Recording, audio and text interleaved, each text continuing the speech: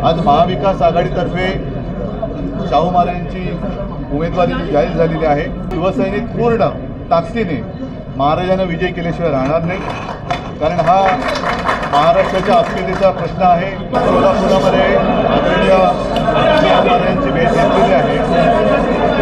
तुम्हाला आणखीन काही सांगण्याची आवश्यकता नाही। ठाकरे कुटुंबीय आणि छत्रपती शाहू महाराजांचे ऋणानुबंध हे माझ्या आजोबांपासून आहेत आणि मला आनंद आहे की याही पिढीमध्ये आणि पुढच्याही पिढीमध्ये ते असेच घनिष्ठ राहतील।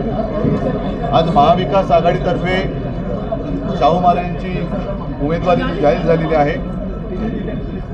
शिवसैनिक पूर्ण ताकदीने महाराजांना विजय केल्याशिवाय राहणार नाही, कारण हा महाराष्ट्राच्या अस्मितेचा प्रश्न आहे, मराठी अस्मितेचा प्रश्न आहे। आणि मी महाराजांना तसं वचन दिले, प्रचाराला तर येणारच, पण विजयाच्या सभेला पण येणार, नक्कीच येणार। आणि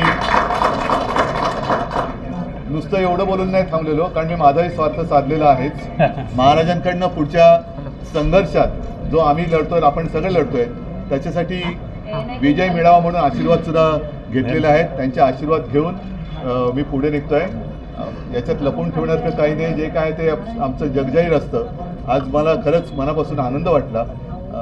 माननीय शिवसेना प्रमुख होते, मला वाटतं 97-98 साली, त्यानंतर आज मी इथे आलेलो आहे आणि यापुढे सुद्धा येत राहील। असं तुम्ही आधी म्हटलं होतं शिवसेनेकडून शाहू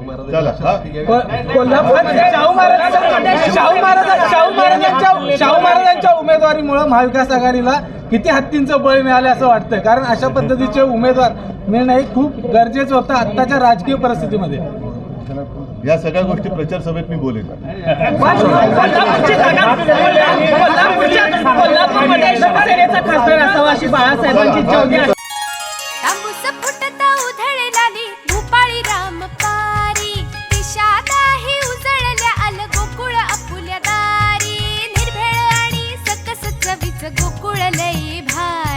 गोकुळ दूध आणि दर्जेदार दुग्ध उत्पादने, चव आहे कोल्हापुरी, गोकुळ लई भारी।